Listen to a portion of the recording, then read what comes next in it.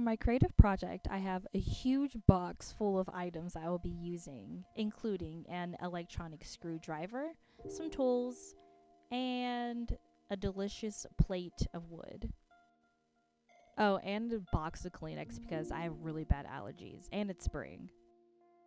As I said before, I'm going to be using this wooden plate or platform as a stand for my sculpture. To secure my sculpture onto the platform, I will screw 2 holes into it.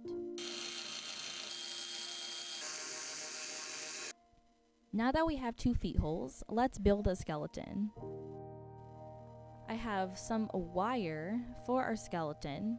It is very, very flexible, not too strong, but it gets the job done.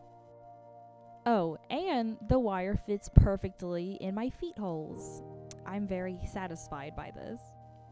Now that I know that the wire fits securely into the wooden feet holes, I'm going to bend shape and hopefully create the pose that I want for my sculpture. But as you can see, it's really difficult to balance my camera on my knee and bend the wire at the same time.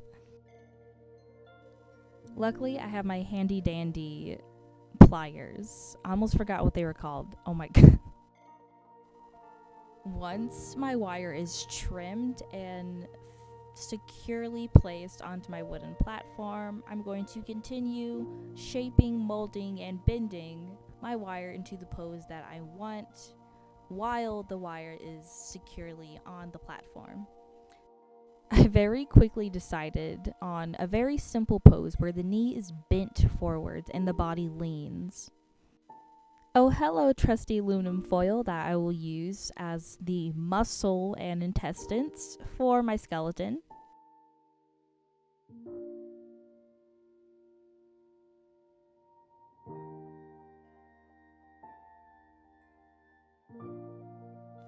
Watch me effortlessly use this wrapping technique as I wrap the muscles and intestines of my skeleton onto the actual skeleton. Oh, and it's done. Voila.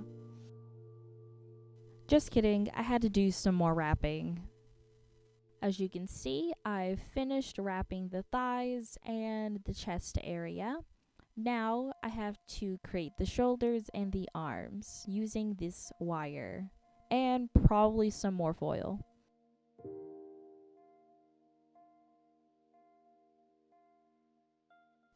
The backside is a little funky because of how empty it looks, but trust me, it'll look better once I add clay to it. Here comes our amazing super sculpty polymer clay, and it has a cute dinosaur on it. See? What we're not going to do is mindlessly slap our clay onto the skeleton.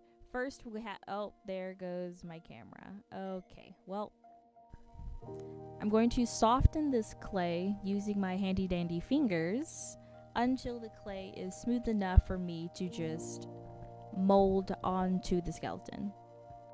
The type of clay I have is actually very smooth and easy to work with. Here's a little wire poking out that is supposed to be where the neck is, even though I'm not going to add a head to my sculpture. Using my super sculpty baking glue, I'm going to lather the armature itself with this glue so that the clay sticks securely onto my armature. Basically, this adhesive is going to glue the skin onto the bones, meat, and intestines.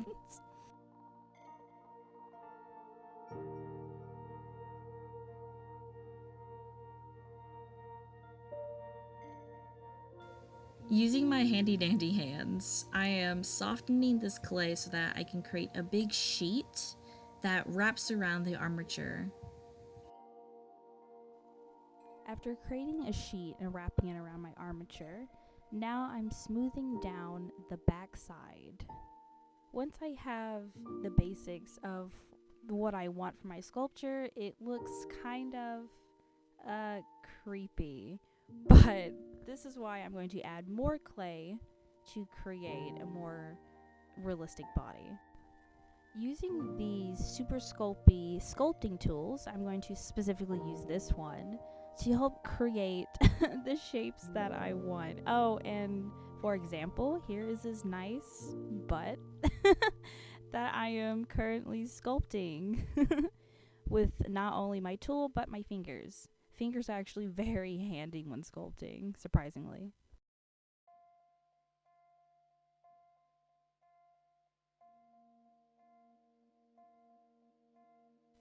Using flabby pieces of clay, I am going to mold the back and make it more, well, like a back.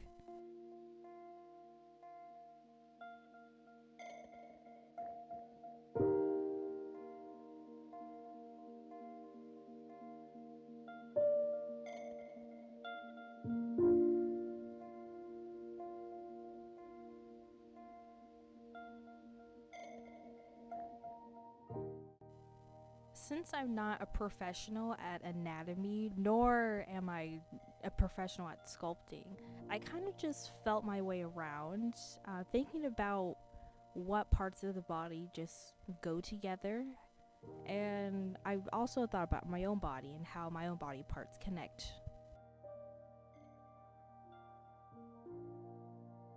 Right from the get go, I wanted a woman with a soft body, not too toned. Her softness is much like the Aphrodite statues from the late classical period, which is what I was going for.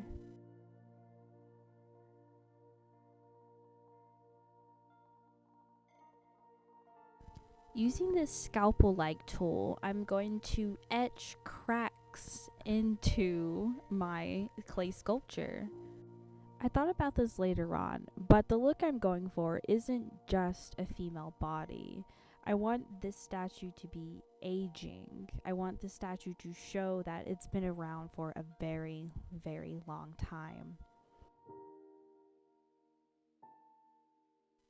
After etching cracks onto the sculpture, I'd hoped to create a, well, human body as much as I could, but also remind people that this is a statue.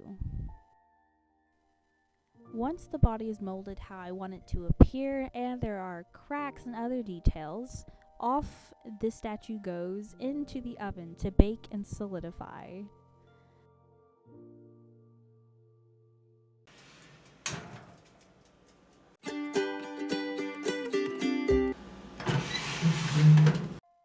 At this point, I have my paint water ready and I have my white gouache paint, which I know now probably wasn't a good idea for my statue considering that this is water based, like heavily water based. But I learned my lesson afterwards.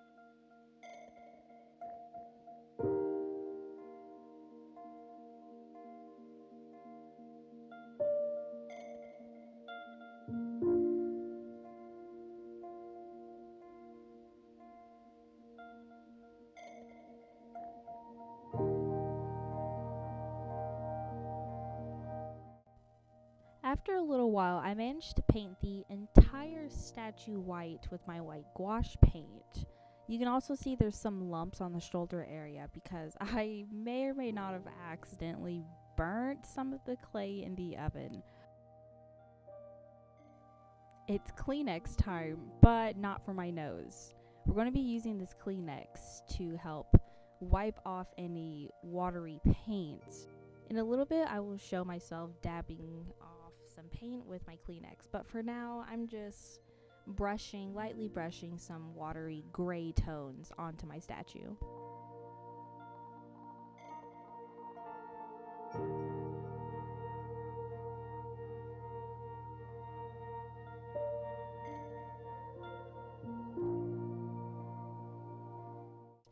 What I'm using is a technique that allows paint to seep into the cracks of the statue, and then I wipe off any excess paint. Again, I'm no expert, but what I did here was just fill my way around the statue and try to create that old, aging, dirty marble effect for my statue.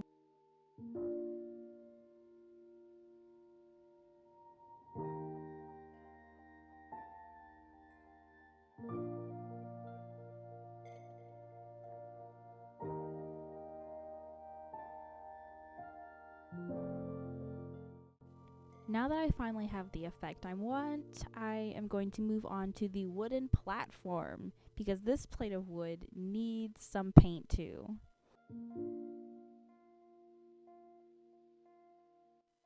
After a little bit of painting the wooden platform, I'm going to show you the final look.